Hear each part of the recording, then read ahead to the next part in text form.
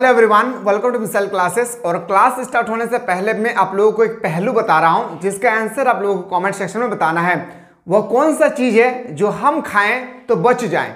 वह कौन सा चीज है जो हम खाएं तो बच जाए लेकिन वो हमें खा जाए तो हम मर जाएंगे? कमेंट सेक्शन में जरूर बताएं। तो फाइनली दोस्तों, आपके सामने जो आज मैं क्वेश्चन लेकर आया हूं ये आप लोगों का सब्जेक्टिव हो गए। काफी स्टूडेंट्स ने लगातार कमेंट कर रहे थे सर हम लोगों को सोशियोलॉजी का सब्जेक्टिव क्वेश्चन प्रोवाइड करें, तो मैंने लेक्चर 2 ऑलरेडी प्रोवाइड कर चुका हूं और इसके बाद आज हम लोग जो देखने वाले हैं लेक्चर 3। जितना ज्यादा हो सके इस वीडियो को शेयर करें। मैं वो क्वेश्चन आप लोगों को बताने की कोशिश कर रहा हूं जो आपके पेपर में डायरेक्टली छपने वाले हैं, साथ ही साथ एकदम साधारण लैंग्वेज में, क्योंकि हम लोगों का आप याद करने का समय नहीं है, ना रट्टा लगाने का समय है ना लिखने का समय है।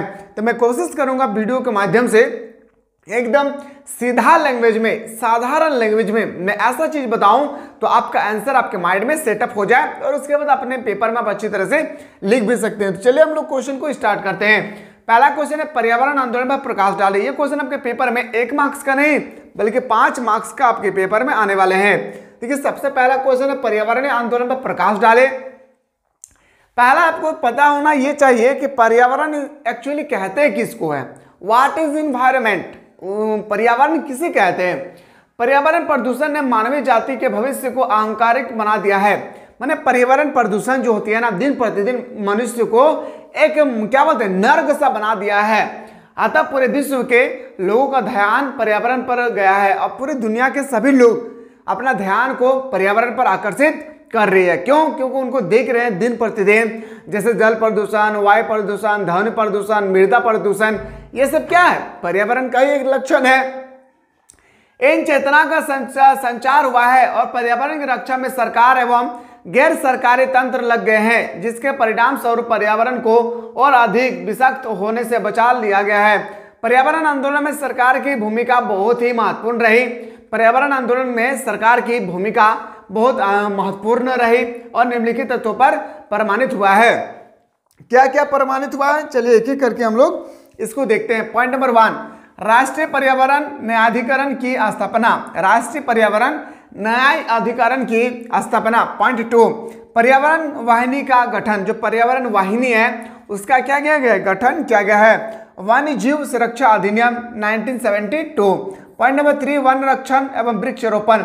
मतलब वन को, जंगलों को रक्षा किया जाए और दिन प्रतिदिन वृक्ष को रोप लिया जाए।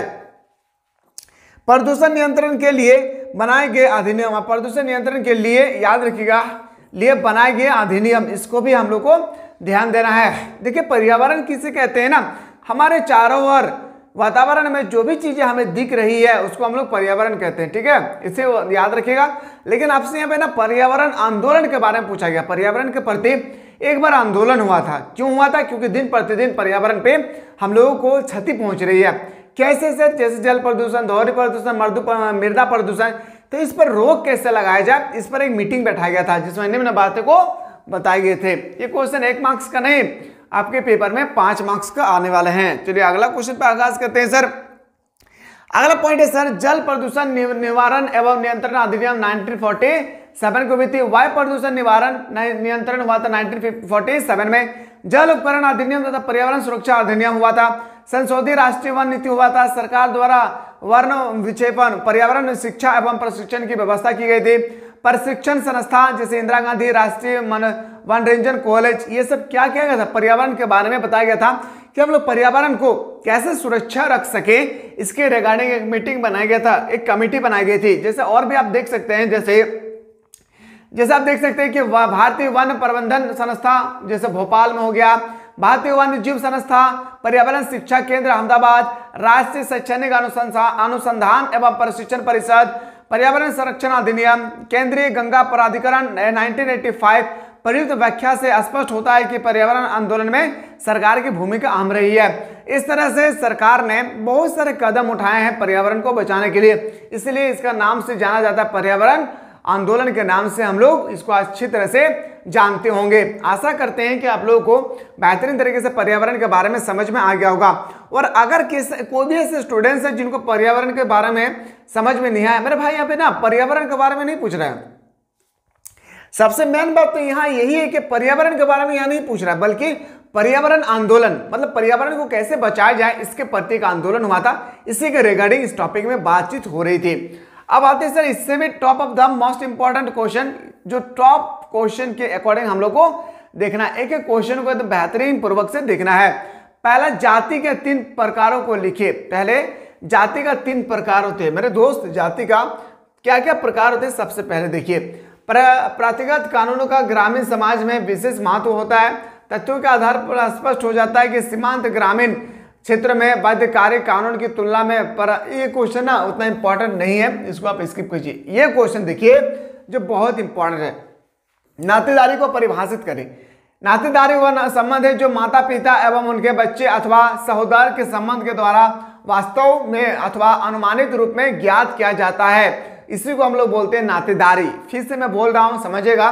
नातेदारी वह संबंध है, नातेदारी वह रिलेशन है जो माता पिता एवं उनके बच्चे अथवा सहोदर के संबंध के द्वारा वास्तव में अथवा अनुमानित रूप में ज्ञात किया जाता है। जैसे नगरीय समुदाय, क्या मेरे दोस्त, जैसे हम लोग देखते हैं अगला पॉइंट में, अगला क्वेश्चन पे नगरीय समुदाय।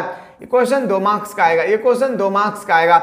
नगरीय समुदाय आज भी उच्च, मध्यम और निम्न जैसे तीनों मुख्य वर्गीकरण, याद रखिएगा, उच्च, मध्यम और निम्न 3, मेरे भाई समझिएगा। जो नगरीय समुदाय होती है आज भी उच्च, मध्यम और निम्न 3 मुख्य वर्गों में बटा हुआ है। भारत में बढ़ते औद्योगिकरण, फैक्ट्री, औद्योगिकरण मतलब इंडस्ट्रियल एरिया, फैक्ट्रियों की संख्या दिन प्रतिदिन बढ़ रही है, आप सभी को पता होगा। में बढ़ते औद्योगिकरण और नगरीकरण के साथ कुछ नए वर्ग, व्यावसायिक, अभिजात वर्ग तथा नव मध्यम वर्ग का उदय हुआ है। नगरीकरण के समुदाय, देखिए नगरीकरण किसे कहते हैं, ये अलग क्वेश्चन है। नगरीकरण समुदाय किसे कहते हैं, ये अलग क्वेश्चन है, दोनों में डिफरेंट है। ऐसा नहीं है कि एक ही क्वेश्चन का आंसर दोनों में 60 देंगे आप लोग, ऐसा नहीं है। नगरीकरण किसे कहते हैं, नगर किसे कहते हैं, जहां जनसंख्या ज्यादा हो, जहां जनसंख्या घनत्व ज्यादा हो, जहां पे पढ़ा लिखा शिक्षित व्यक्तियां हो, जहां पे द्वितीय क्रियाकलाप पर निर्भर होती है, डिपेंडेंट होते हैं, उसको हम लोग नगर कहते हैं, ठीक है। लेकिन यहाँ पे नगरीय समुदाय आपसे कहा गया है, तो ध्यान रखना होगा। नगरीय समुदाय आज भी उच्च, मध्य और निम्न जैसे 3 मुख्य भागों में बटा हुआ है। भारत में बढ़ते औद्योगिकरण और नगरीकरण के साथ कुछ नए वर्ग, व्यावसायिक, अभिजात वर्ग तथा नव मध्य वर्ग का उदय हुआ है। इस तरह से नगरीकरण के बारे में हम लोग को देखना है। औद्योगिकरण के 2 कारकों की उजागर है, पहला यंत्रीकरण, दूसरा वैज्ञानिक आविष्कार। क्या हो जाएगी, पहला औद्योगिकरण के 2 कारक उजागर होती है, पहले वैज्ञानिकरण और दूसरा वैज्ञानिक, और दूसरा क्या हो जाएगी, यांत्रिकरण। धर्मनिरपेक्ष राज्य, अब याद रखिएगा मेरे भाई, धर्मनिरपेक्ष राज्य के बारे में अगर आप लोगों को समझना है तो यहाँ पे आंसर ना देखे, मैं जो बोल रहा हूं समझिएगा। भारतीय संविधान का जब निर्माण हो रहा था उस समय भारत में 7 मौलिक अधिकारों को प्राप्त किए थे। भारत में 7 मौलिक अधिकारों के बारे में उल्लेख किए गए थे। मैं फिर से बोल रहा हूं, ध्यान से समझिएगा। भारतीय संविधान का जब गठन किया गया था उस समय भारत में 7 मौलिक अधिकारों का उल्लेख किया गया था, जिसमें संपत्ति का अधिकार को प्रेजेंट टाइम में हटा करके उसे विधि अधिकार में रख दिया गया है। 44वें संविधान संशोधन के तहत इसको हटा करके रखा गया का विधिक अधिकार में। तो यहाँ पे जो मौलिक अधिकार में रहा, इसमें एक आपका अधिकार है धर्मनिरपेक्ष, याद रखिए धर्मनिरपेक्ष अधिकार। भारत का कोई भी राज्य हो या कोई भी केंद्र शासित प्रदेश हो, उसका कोई अपना धर्म नहीं है। कोई भी व्यक्ति जो चाहे वो धर्म को अपना सकते हैं, अपने धर्म को छोड़कर किसी भी धर्म को अपना सकते हैं तथा उस धर्म को अपनाने के बाद वो प्रचार प्रसार भी कर सकते हैं। इसके लिए किसी भी मुखिया से, हाई कोर्ट से, सुप्रीम कोर्ट से, राष्ट्रपति से, प्रधानमंत्री से, राज्यपाल से, शिक्षा मंत्री से, किसी से भी उनको अधिकार लेने की आवश्यकता जरूरत नहीं है। वो जब चाहे तब अपने धर्म को परिवर्तन कर सकती है। ये हमारे संविधान की खूबसूरती है। प्रेजेंट टाइम में अगर मैं मुस्लिम हूं तो मैं हिंदू धर्म को ग्रहण कर सकता हूं, साथ ही साथ मैं हिंदू धर्म का प्रचार प्रसार भी कर सकता हूं, इसमें मुझे कोई रोक टोक नहीं कर सकता है। यह हमारे संविधान की एक प्रकार का खूबसूरती है। यहाँ पे वही चीज बताया गया है, पर जैसा मैं बताया हूं आपको एग्जाम में इसी तरह से लिखना है। यहाँ पे कैसे लिखा है समझिए। धर्मनिरपेक्षता एक राजनीतिक दर्शन है जिसके अंतर्गत राज्य द्वारा सभी धर्मों के समान संरक्षण दिया गया है। कोई भी धर्म से रिलेटेड है, सभी धर्म को समान संरक्षण दिया गया है। नागरिकों को किसी विशेष धर्म के अनुपालन के लिए बाध्य नहीं किया जाता है। कोई भी धर्म है, खुलेआम अपनाइए, खुलेआम प्रचार प्रसार कीजिए, कोई टेंशन नहीं है। राज्य का अपना धर्म नहीं है। तथा किसी विशेष धर्म को राज्य धर्म के रूप में मान्यता नहीं दी जाती है। ऐसे राज्य को धर्मनिरपेक्ष राज्य कहा जाता है। ऐसे धर्म को धर्मनिरपेक्ष राज्य कहा जाता है। आशा करते समझ में आ गया। राज्य के नीति निर्देशक तत्वों का विवरण प्रस्तुत करें। भारतीय संविधान के भाग 4 में, जैसे मैंने आप लोगों को बताया था पिछला क्लास में, जो भी स्टूडेंट्स नहीं देखेंगे वो जाकर देख सकते हैं। मौलिक अधिकार को भाग किसमें बताया गया? तो भाग नंबर 3 में। ठीक इसी तरह से प्रेजेंट टाइम में भारत में टोटल भागों की संख्या कितनी है? तो बताएंगे उसे 22। आपसे पूछा गया है कि राज्य के नीति निर्देशक तत्वों का विवरण का प्रस्तुतिकरण करना है। भारतीय संविधान के भाग 4 को राज्य के राजनैतिक, याद रखें, राज्य के नैतिक निर्देशक तत्व शीर्षक दिया गया है। कौन से भाग में? 4 में। भारतीय संविधान के भाग 4 में भारतीय राज्य के नीति निर्देशक तत्वों का वर्णन किया गया है। मैं जिस तरह से बोल रहा हूं आपको भी एग्जाम में इसी तरह से लिखना है। भारतीय संविधान के भाग 4 में राज्य के नीति निर्देशक तत्वों का उल्लेख किया गया है। इसके अंतर्गत अनुच्छेद 36 से 51 तक के अनुच्छेद को शामिल किया गया है। जैसे मैंने बताया था आप लोगों को, टोटल भारत में अनुच्छेद की संख्या कितनी है? 395 प्लस, जिसमें से अनुच्छेद नंबर 36 से लेकर 51 तक के अनुच्छेद को इसमें शामिल किया गया है। आते हैं सर, संविधान का यह भाग आयरलैंड के संविधान से प्रभावित है। मतलब भारत का संविधान जो है ना, वो अलग अलग देशों से मिलकर बना है। मैं जो बोल रहा हूं लिख लीजिए। अगर एग्जाम में क्वेश्चन आ जाए तो बाबू छोड़कर नहीं आना है, लिख लीजिए। पहला लिखिए, मौलिक अधिकार किस देश से लिया गया है? अमेरिका से। राज्य के नीति निर्देशक तत्व कहां से लिया गया है? आयरलैंड से। संविधान संशोधन की प्रक्रिया अफ्रीका से। आपातकाल की स्थिति जर्मनी से। संघ सूची, राज्य सूची, समवर्ती सूची ऑस्ट्रेलिया से। मैं जो बोल रहा हूं लिखते रहिएगा। संघात्मक व्यवस्था कनाडा से, लिखते रहिएगा, कहीं ऐसा ना हो कि छूट जाए। और उसके बाद है कि आपका संसदीय प्रणाली ब्रिटेन से लिया गया है। यानी हमारे संविधान दुनिया का सबसे बड़ा संविधान इसलिए कहा गया है क्योंकि अलग अलग देशों से कुछ ना कुछ वहां के संविधानों से हमारे संविधान का निर्माण हुआ है। समझिएगा, संविधान का यह भाग आयरलैंड के संविधान से प्रभावित है। इसके माध्यम से संविधान राज्य से को बताता है कि उसे सामाजिक तथा आर्थिक न्याय सुनिश्चित करने के लिए नैतिक दृष्टि से किन पक्षों पर बल देना चाहिए। इनका उद्देश्य लोक कल्याणकारी राज्य का निर्माण एवं आर्थिक व सामाजिक लोकतंत्र को स्थापना के साथ ये समाजवाद, गांधीवादी, व्यक्तिवादी का सृजन करती है। अगला क्वेश्चन पे आते हैं मेरे दोस्त। अगला क्वेश्चन है कि संस्कृतिकरण के कारण बताएं।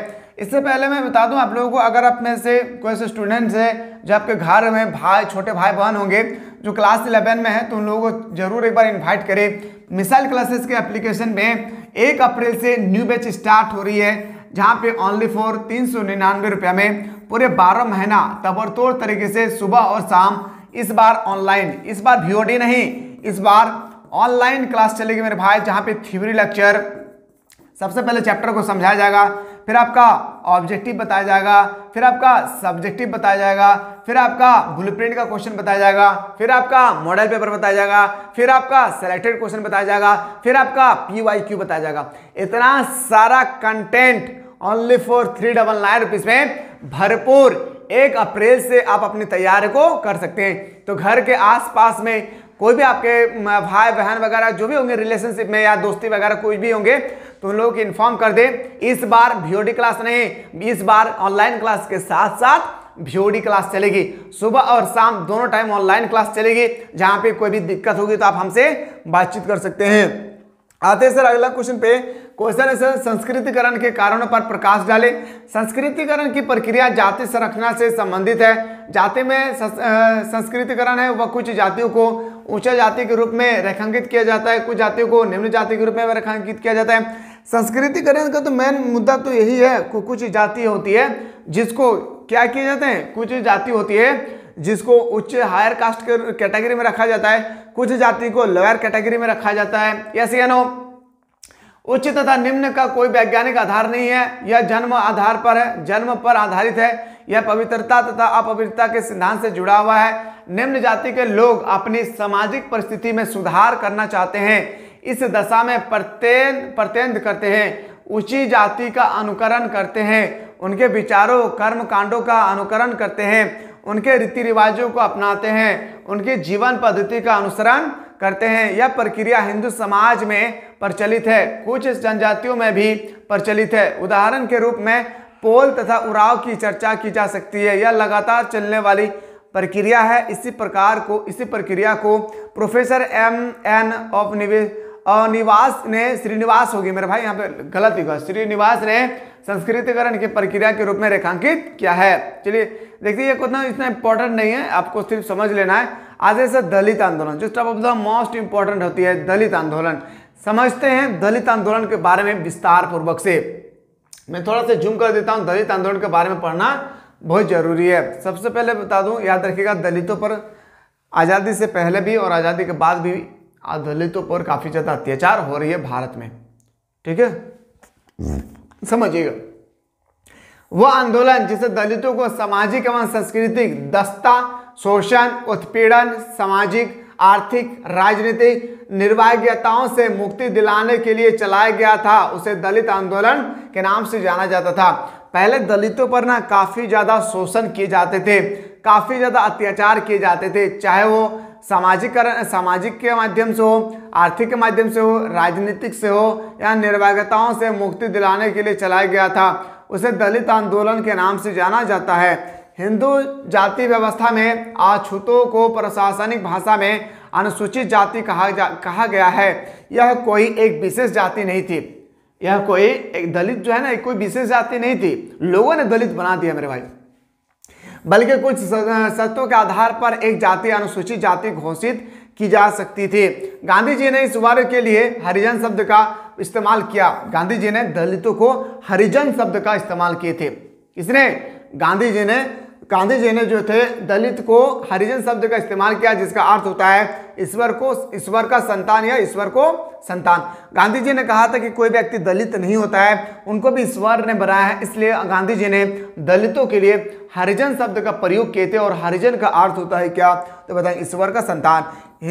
आधुनिक विचारधारा से प्रभावित होकर सदियों से सांस्कृतिक दलितों ने अपने कल्याण और विकास के आंदोलन को प्रारंभ किया। उनकी स्थिति में अपेक्षाकृत सुधार भी हुआ। महत्वपूर्ण स्थानों पर उनकी उपस्थिति देखी जा सकती थी। आर्थिक क्षेत्र में भी प्रगति देखी जा सकती है। आगे लिखा है सर, एक एक पॉइंट को ध्यान देना है कि स्वतंत्रता आंदोलन के दौरान दलितों का उदार एवं महत्वपूर्ण विषय रहा।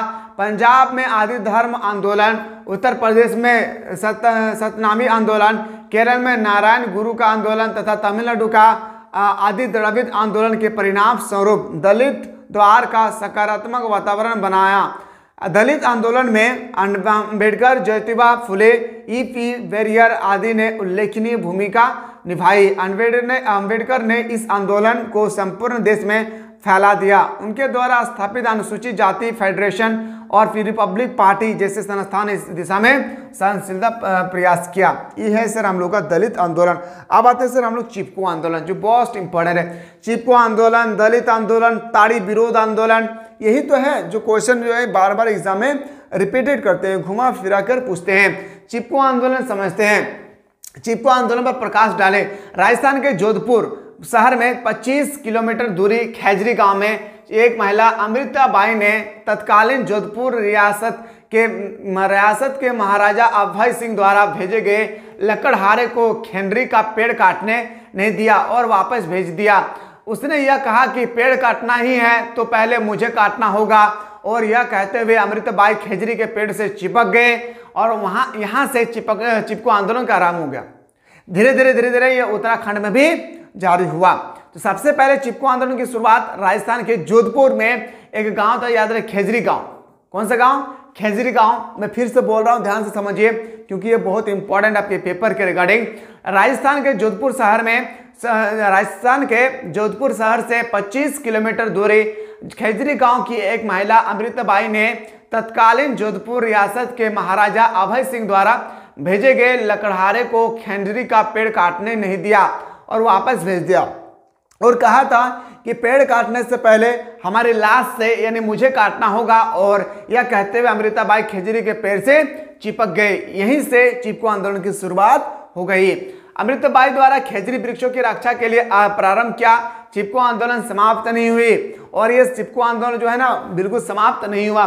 सन 1972 में 1972 में इस आंदोलन की पुनरावृत्ति बचनी देवी, याद रखिएगा, या गौरा देवी, दो थे, एक बेचनी देवी थे और एक गौरा देवी। जो गौरा देवी सबसे ज्यादा भूमिका निभाए थे, जिस कारण से इसको हम लोग चिपको आंदोलन का क्या कहते हैं, चिपको आंदोलन का जनक कहते हैं।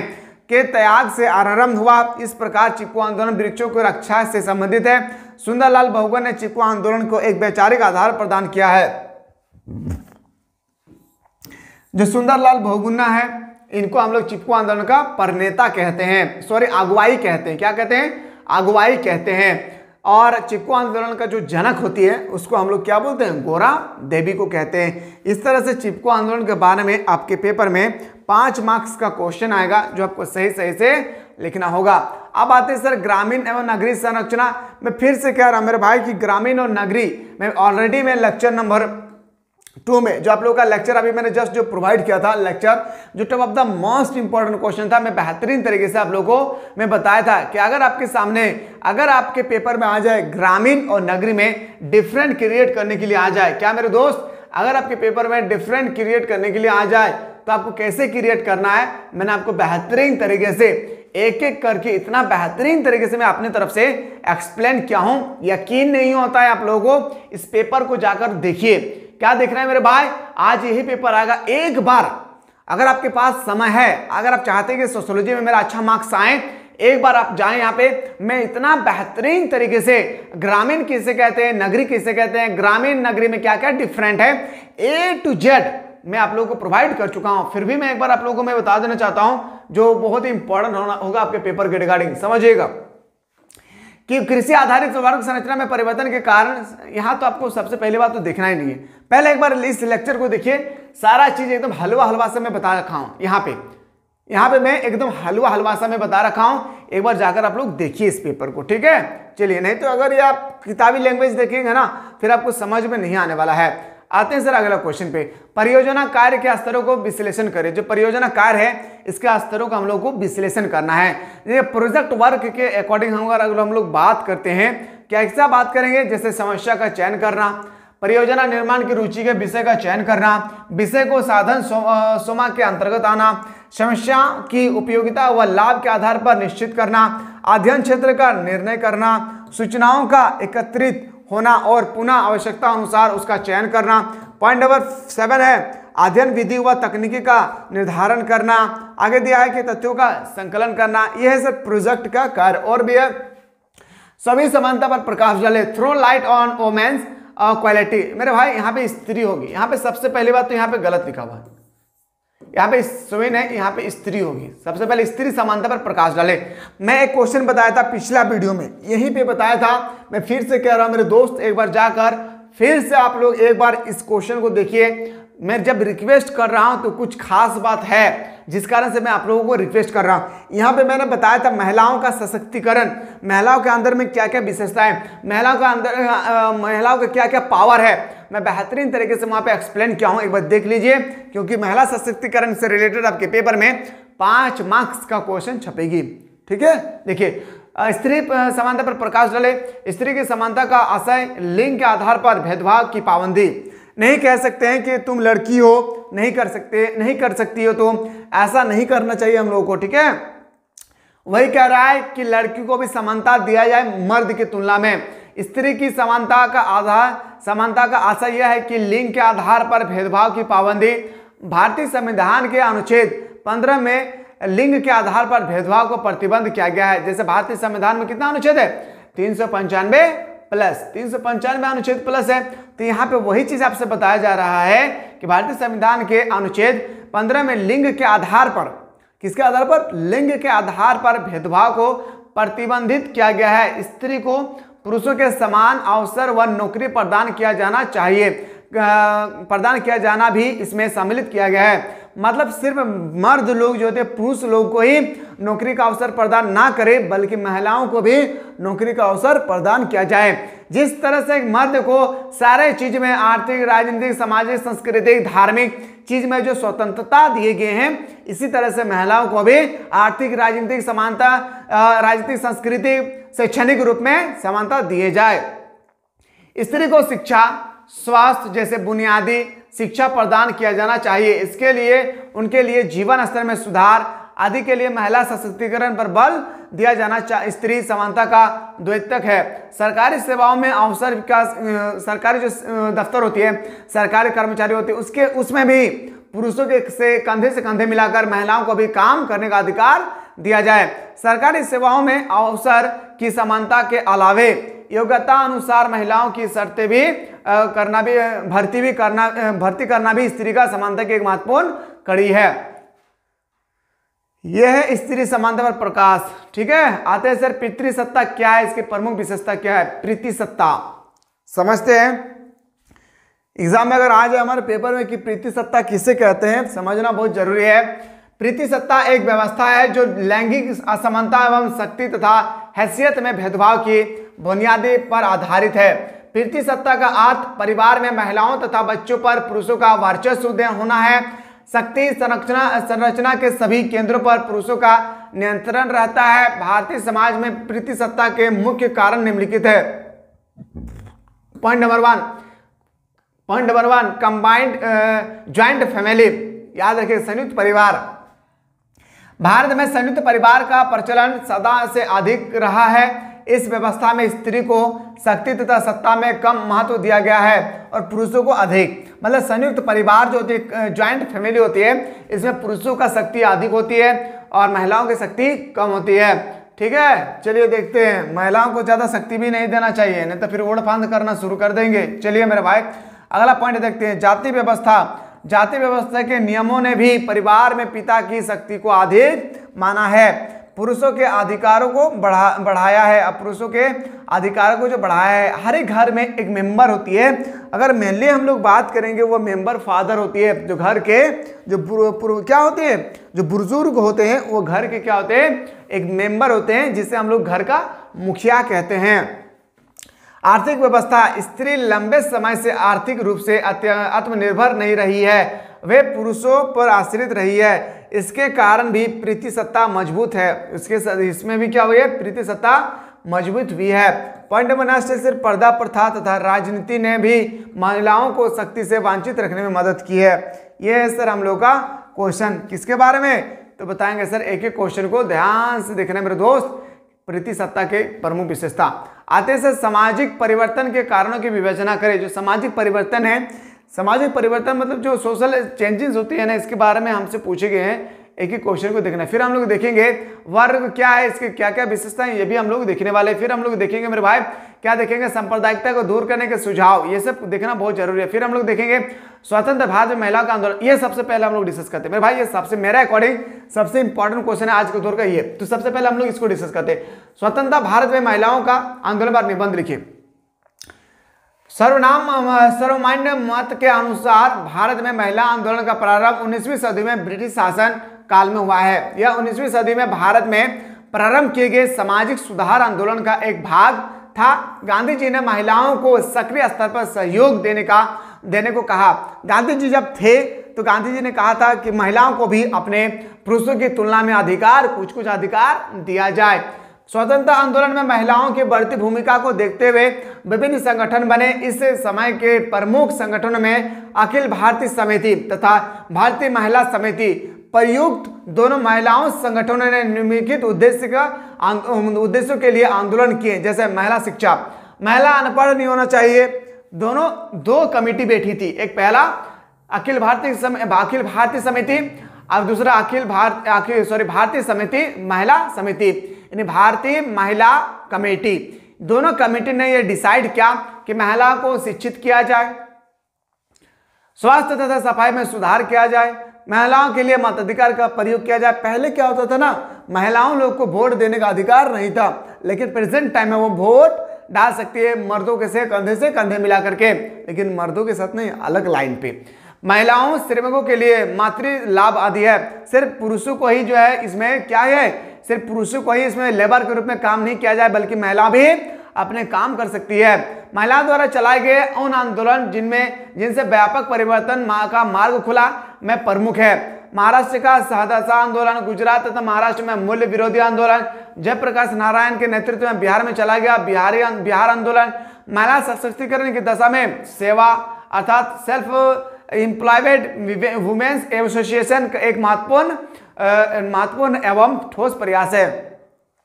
यह सर हम लोग का क्वेश्चन जो top of the most important था आपका महिलाओं के बारे में। अब हम लोग चर्चा करते हैं सर इसमें सांप्रदायिकता को दूर करने के सुझाव क्या है। सांप्रदायिकता के बारे में बाद में आप लोग यहाँ पे मैं डिस्कस करूंगा। सबसे पहले सांप्रदायिकता किसे कहते हैं थोड़े समय के लिए समझ जाइए। सांप्रदायिकता का मतलब होता है अपने धर्म को दूसरे धर्म से प्रति सर्वश्रेष्ठ मानना, अपने धर्म को दूसरे धर्म से प्रति सर्वश्रेष्ठ मानना, अपने धर्म को दूसरे धर्म के प्रति सर्वश्रेष्ठ मानना।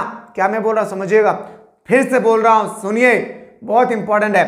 अपने धर्म को दूसरे धर्म के प्रति सर्वश्रेष्ठ मानना और दूसरे धर्म से घृणा करना, इसी को हम लोग बोलते हैं क्या, सांप्रदायिकता। जैसे मैं मुस्लिम हूं तो मैं हिंदुओं से जब मैं क्या करूंगा, जब मैं हिंदू धर्म को मैं कहूंगा ये धर्म सही नहीं है, याद रखिएगा मैं कहूंगा कि मुस्लिम धर्म सर्वश्रेष्ठ है, याद रखिएगा ये क्या हो जाएगी तो सांप्रदायिकता। और मैं हिंदू धर्म के प्रति घृणा उत्पन्न कर दूं तो यह हो जाएगा क्या, सांप्रदायिकता। ये सांप्रदायिकता आज हम लोग अपने आंखों से देख रहे हैं। आते हैं सर अब इनका पॉइंट नंबर 1 पे। सांप्रदायिकता समस्या के समाधान के लिए निम्नलिखित सुझाव दिए जा सकते हैं। पहला, शिक्षा का व्यापक प्रचार एवं प्रसार। पॉइंट 2, सांप्रदायिकतावाद के खिलाफ जनमत तैयार करना, मतलब कैसे खत्म किया जाए उसके लिए एक जनमत तैयार किया जाए।